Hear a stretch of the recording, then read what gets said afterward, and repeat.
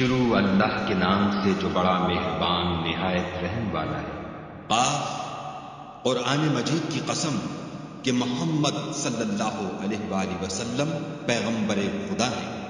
لیکن ان لوگوں نے تعجب کیا کہ انہی میں سے ایک ہدایت کرنے والا ان کے پاس آیا تو کافر کہنے لگے کہ یہ بات تو بڑی عجیب ہے، بھلا جب ہم مر گئے اور مٹی ہو گئے تو پھر زندہ ہوں گے؟ یہ زندہ ہونا عقل سے بعید ہے۔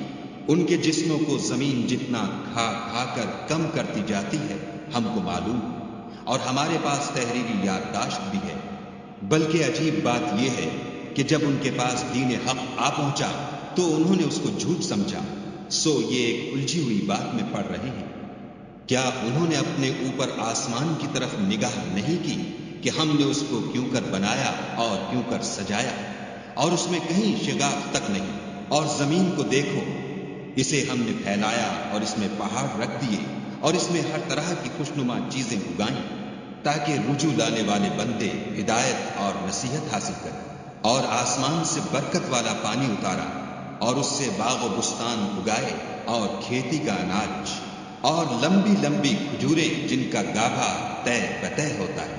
یہ سب کچھ بندوں کو روزی دینے کے لیے کیا ہے، اور اس پانی سے ہم نے شہر مردہ یعنی زمین افتادہ کو زندہ کیا۔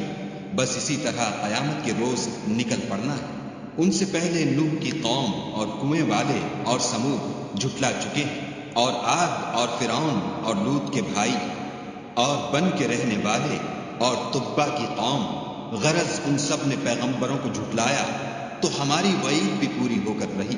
کیا ہم پہلی بار پیدا کر کے تھک گئے ہیں؟ نہیں، بلکہ یہ ازسر نو پیدا کرنے میں شک میں پڑے ہوئے ہیں۔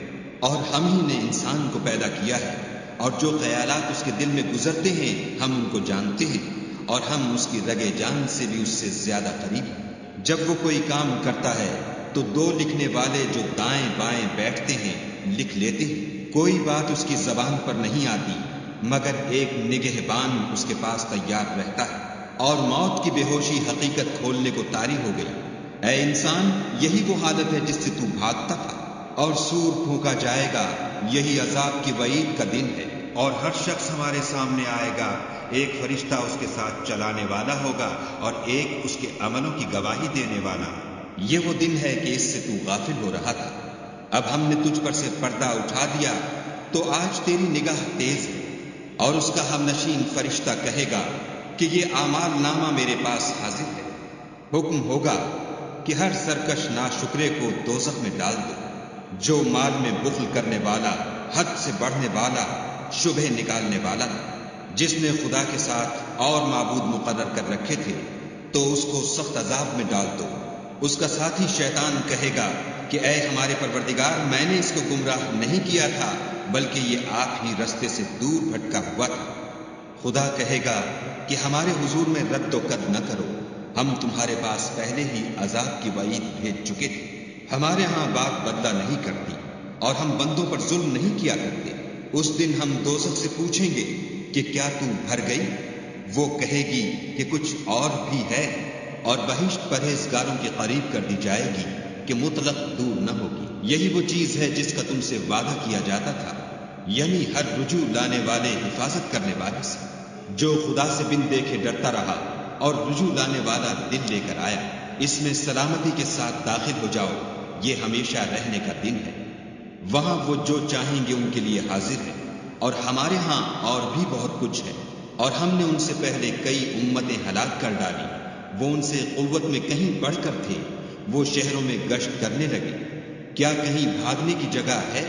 جو شخص دل آگاہ رکھتا ہے یا دل سے متوجہ ہو کر سنتا ہے اس کے لیے اس میں نصیحت ہے۔ اور ہم نے آسمانوں اور زمین کو اور جو مخلوقات ان میں ہے سب کو 6 دن میں بنا دیا، اور ہم کو ذرا بھی تکان نہیں ہوا۔